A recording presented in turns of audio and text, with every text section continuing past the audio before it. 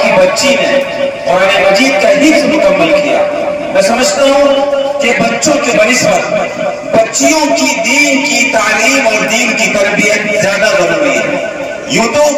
ہر بچے کا دین کی بنیادی تعلیم لینا یہ اس پر فرض ہے اور ہر گارجین کی ذمہ داری ہے کہ اپنی اولاد کی اچھی تعلیم اور تربیت کا انتظام کر سکے. لیکن مجھے یاد آتا ہے پڑوس ملک کے ایک بڑے بزرگ جن کا شہرہ پوری دنیا میں ہے اور جن کو پوری دنیا میں عزت اور قدر کی نگاہ سے اہل علم دیکھتے ہیں، حضرت پیر فقیہ ذوالفقار نقشبندی رحمۃ برکاتہ العالیہ. انہوں نے لکھا ہے اپنے خطبات میں کہ اگر کسی آدمی کی پوزیشن اور حیثیت یہ ہے کہ وہ اپنے ایک ہی بچے کو پڑھا سکے گا، اور اللہ نے اسے بیٹا بھی دی ہے اور بیٹی بھی دی ہے، ایک بیٹا ہے ایک بیٹی ہے، صورتحال یہ ہے کہ کسی ایک کو پڑھائے گا تو کسے پڑھانا چاہیے؟ حضرت نے فرمایا ہے کہ اگر کوئی مجھ سے پوچھے تو میں کہوں گا کہ بیٹی کو پڑھاؤ، اپنی بچی کو پڑھاؤ، کیونکہ اگر ایک مرد پڑھے گا تو ایک فرد پڑھے گا، اور اگر ایک بیٹی نے پڑھ لیا تو اس سے ایک پورا خاندان پڑھے گا. اور بیٹیوں کو خاص طور سے اگر قرآن کی تعلیم دے دی جائے، صحت مخارج کے ساتھ قرآن کریم پڑھنا سکھا دیا جائے اور اسے قرآن مجید کا صحیح ادا کرنا سکھلا دیا جائے، تو اس بیٹی سے جو نئی نسل وجود میں آئے گی وہ کسی مکتب میں اور کسی مدرسے میں جانے سے پہلے اپنی ماں کی گود میں قرآن کریم کو ٹھیک کر لے گی. مجھے یاد آتا ہے میرے دوستوں میں ایک بڑے عالم اور بڑے مفتی ہیں، انہوں نے اپنی اہلیہ کے بارے میں بتایا کہ میری بیوی ایم اے پاس ہے. ہمارے یہاں عام طور پہ جو مزاج ہے ہماری بچیوں کے اعلیٰ تعلیم یافتہ ہونے کے بعد بھی ظاہر سی بات ہے کہ انہیں کوئی جاب نہیں کرنا اسلام میں پسند نہیں کیا گیا. ساری ذمہ داری مردوں کی رکھی گئی، عورتوں کی یہ ذمہ داری رکھی گئی کہ یہ گھر والی ہے، یہ گھر کے اندر رہ کر گھر کے تمام افراد کی کردار سازی کرے گی، یہ گھر کے اندر رہ کر اپنے بچوں کو جناب رسول اللہ صلی اللہ علیہ وسلم اور آپ کے پاکیزہ اصحاب کی سیرت اور کردار میں ڈالے گی. اس لیے عورتوں کا گھر سے باہر جانا پسند نہیں کیا گیا. تو عورتوں کو اگر ایم اے کرا دیا، عورتوں کو اگر بڑی بڑی ڈگریاں دلا دی تو بھی اس کا کیا نتیجہ نکلے گا؟ اسے تو ہاؤس وائف رہنا ہے، اسے شادی کے بعد اپنے گھر میں اپنے شوہر اور بچوں کی خدمت کرنی ہے، اسے اپنے گھر کے افراد کی کردار سازی کرنی ہے. اگر ان بیٹیوں کو قرآن کریم نہیں سکھایا گیا، ان بچیوں کو صحیح تعلیم اور صحیح تربیت اسلام کے عقائد نہیں سکھلائے گئے، تو اس بیٹی سے جو نئی نسل وجود میں آئے گی، یہ بیٹی اگر ایم اے ہے تب، ایم ایس سی ہے تب، یہ بیٹی اگر گریجویٹ ہے تب، اگر اس نے ڈاکٹری کر لی ہے تب بھی یہ اپنی بچیوں کی اور اپنے بچوں کی صحیح تربیت نہیں کر سکے گی. چنانچہ اس عالم دین کا یہ احساس تھا کہ میری بیوی ایم اے پاس ہے لیکن میرے بچوں کو خود مجھے ٹائم دینا پڑتا ہے اور میرے پاس وقت نہیں ہے. اور اپنے بچوں کو میں کتنا وقت دوں؟ میرے بھائیوں، بیٹیوں کو اگر صحیح معنوں میں قرآن کریم سکھا دیا جائے تو اس کے برکات اور اس کے فوائد آنے والی نسلوں میں انشاءاللہ آپ محسوس کریں گے. ابھی کلی گجرات کے بڑے عالم دین سے قاری صاحب سے حضرت قاری یونس صاحب بغیلیاس صاحب بہت پکاروں سے بات ہو رہی تھی. 2018 میں مدرسہ فلاح المسلمین میں نورانی قاعدے کا ورکشاپ ہوا تھا، اس میں وہ تشریف لائے تھے. وہ فرما رہے تھے کہ آپ اپنے علاقوں میں بچیوں کی صحت مخارج کے ساتھ قرآن کریم پڑھنے پر بھی زور دیجیے، اس کا اہتمام کروائیے اپنے بزرگوں سے، اپنے احباب سے مشورہ کر کے کہ یہ اہتمام ہو اور بچیوں کے اندر قرآن مجید کا صحت مخارج کے ساتھ پڑھنے کا ایک ماحول بن سکے. مجھے یاد آتا ہے کہ اس تعلق سے شاید ہماری آبادیوں میں کوئی معقول انتظام نہیں ہے. ہماری آبادیوں میں بیٹیوں کا قرآن مجید کے ساتھ صحت مخارج پڑھنے کا اچھا سا تجربہ ہو اور ان کو اس نہج پر محنت کرایا جائے، شاید اس کا نظام نہیں ہے اور بالکل نہیں ہے. ہمارا تعلق جس علاقے سے ہے وہاں بھی نہیں ہے. ظاہر سی بات ہے کہ بیٹیاں، ہم لوگ بچیوں کو پڑھاتے ہیں، بڑی بڑی بچیاں جو چھوٹے درجات سے پڑھ کے آتی ہیں، ان کا قرآن اتنا کمزور ہوتا ہے اور قرآن مجید کا پڑھنا اتنا مجبور ہوتا ہے کہ بس اوقات وہ دینیات کی اونچی کتاب لے کر آتی ہیں، لیکن میں اسے پھر سے نورانی قاعدہ چھوڑتا ہوا دیتا ہوں کہ پہلے کو نورانی قاعدہ پڑھو، کیونکہ قرآن مجید کا صحت مخارج کے ساتھ پڑھنا یہ فرض عین ہے. ایک بہت بڑے فقیہ گزرے علامہ جزری رحمۃ اللہ علیہ، انہوں نے لکھا ہے والأخذ بالتجوید حق لازم ومن لم يجود القرآن فهو آثم، کہ قرآن مجید کو صحت مخارج کے ساتھ پڑھنا یہ فرض ہے اور ہر مسلمان کی ذمہ داری ہے، اور جو صحت مخارج کے ساتھ قرآن مجید کو نہیں پڑھتا وہ گنہگار ہے۔ تو ہمیں چاہیے کہ ماشاءاللہ جہاں ایک گارجین نے ہمت کی، حوصلے کا اظہار کیا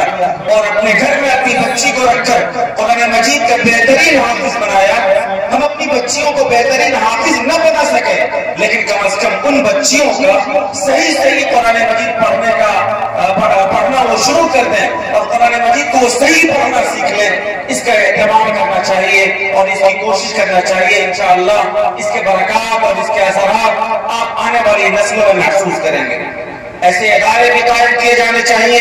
جہاں پر بچیوں کے لیے اچھی تعلیم اور اچھی تربیت کا اہتمام کیا جائے، ورنہ آج کل جو صورتحال ہے ماڈرن ایجوکیشن کے نام پر ہم اپنی بچیوں کو جن اسکولوں میں اور کالجوں میں بھیجتے ہیں، ابھی پرسوں کی نیوز ہے مظفر نگر یوپی میں باضابطہ کالج میں پڑھنے والی وہ بچیاں جن کے ماں باپ نے اپنی بچیوں پر اندھا اعتماد کیا، ان کے موبائل کی نگرانی کا اہتمام نہیں، ان کی تربیت کا اور دینی تعلیم کا انتظام نہیں، اور ان بچیوں کو انہوں نے کالجوں کے حوالے کیا۔ یہ بچیاں کالج کے بجائے کچھ ایسے کیفے میں پائی گئی جہاں پر بے حیائیوں کے اڈے تھے اور جہاں پر حیا سوز کام کیے جاتے تھے۔ یہ صورتحال کیوں ہے؟ یہ دیکھیے جو کالج میں اسکولوں میں پڑھنے کے لیے گئی اور پھر وہاں پر اس نے اس طرح کی حرکتیں کی، ظاہر سی بات ہے یہ اس بات کی دلیل ہے کہ کہیں نہ کہیں گارجینوں نے اپنی بچیوں کے ان ماڈرن ایجوکیشن سے پہلے اس کے لیے دین کی بنیادی تعلیم اور تربیت کا انتظام نہیں کیا۔ اس لیے علاقوں میں آج ہمارے اکابر چاہے جمعیت علماء کے پلیٹ فارم سے ہو یا اور دیگر ملی تنظیموں کے پلیٹ فارم سے باضابطہ تحریکیں چلا رہے ہیں کہ